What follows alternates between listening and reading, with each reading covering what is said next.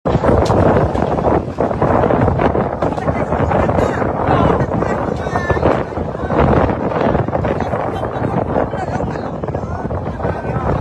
kapal wisata Pulau Tikus, 7 wisatawan tewas, refleksi atas keselamatan wisata bahari. Minggu sore, tanggal 11 Mei tahun 2025, menjadi hari kelabu bagi dunia pariwisata Bengkulu. Sebuah kapal wisata yang mengangkut 104 penumpang, termasuk 98 wisatawan, 1 nahkoda, dan 5 anak buah kapal ABK terbalik dan tenggelam di perairan pantai Malabero, Kota Bengkulu, saat kembali dari Pulau Tikus. Peristiwa ini menewaskan 7 wisatawan, meninggalkan duka mendalam, dan memicu pertanyaan besar tentang standar keselamatan transportasi wisata bahari di daerah tersebut. Kejadian bermula sekitar pukul 16 waktu Indonesia Barat, ketika kapal wisata, yang bernama KM3 Putra, berada dalam perjalanan pulang menuju pantai Malabero. Menurut laporan, kapal mengalami masalah mesin yang mati saat berada di perairan yang dikenal berombak. Cuaca buruk dengan angin kencang dan gelombang tinggi memperparah situasi, menyebabkan kapal menabrak karang, bocor, dan akhirnya terbalik. Kepanikan melanda penumpang, banyak di antaranya tidak mengenakan jaket pelampung, yang menjadi salah satu faktor utama tingginya korban jiwa. 7 korban meninggal dunia telah teridentifikasi, yaitu Rizka Nurjanah, 28, dari Lubuk Linggau, Sumatera Selatan, Ratna Kurniati, 28, dari Kota Bengkulu, Tesya, 20, dari Kabupaten Kepahyang, Nesya, 27, dari Renjang Lebong, Arfarici Dekri, 29, dari Padang Utara, Sumatera Barat, serta Yunita dan Suantra dari Muaro Bungo, Jambi.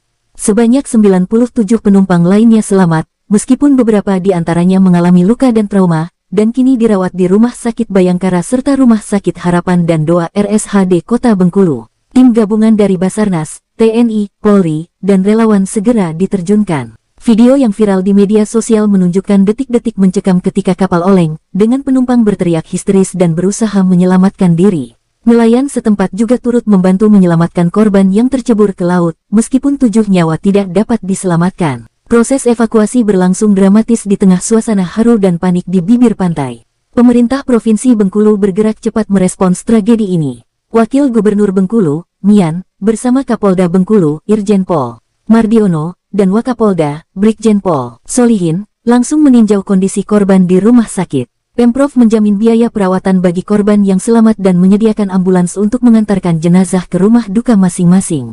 Kami menyampaikan duka mendalam dan memastikan pelayanan medis maksimal untuk korban, ujar Mian, seraya mengimbau wisatawan untuk menghindari aktivitas di laut saat cuaca buruk.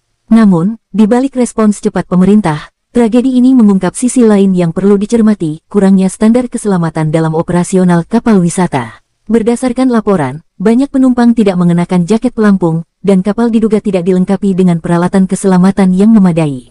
Selain itu, kegagalan mesin kapal di tengah cuaca buruk menunjukkan kemungkinan minimnya perawatan teknis atau inspeksi rutin. Badan Penanggulangan Bencana Daerah BPBD juga menyebutkan bahwa badai mendadak tidak terdeteksi oleh sistem peringatan dini cuaca, memperlihatkan kelemahan dalam infrastruktur perakiraan cuaca lokal. Tragedi ini juga memunculkan sorotan terhadap pengelolaan pariwisata bahari di Bengkulu, khususnya rute menuju Pulau Tikus, yang selama ini menjadi destinasi favorit karena keindahan terumbu karang dan air jernihnya.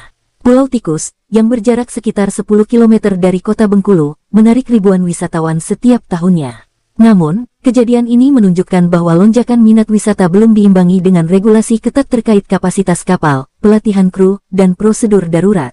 Pihak kepolisian dan otoritas pelayaran kini sedang menyelidiki penyebab pasti kecelakaan, termasuk kelayakan kapal dan kepatuhan terhadap prosedur keselamatan. Beberapa pihak menyerukan evaluasi menyeluruh terhadap seluruh armada kapal wisata di Bengkulu, termasuk pemeriksaan rutin dan pelatihan wajib bagi nahkoda dan ABK.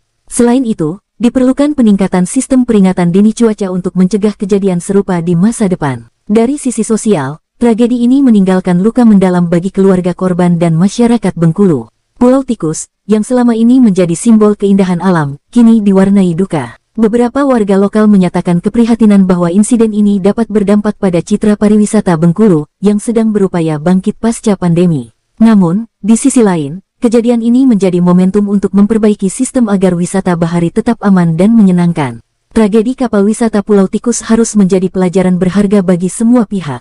Pemerintah, pelaku usaha wisata, dan masyarakat perlu bekerja sama untuk memastikan bahwa keindahan alam Bengkulu tidak lagi dirusak oleh kelalaian atau kurangnya kesiapan.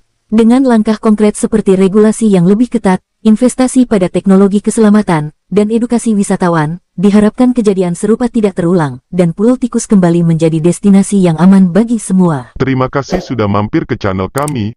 Jangan lupa like, komen, dan subscribe ya. Semoga bermanfaat.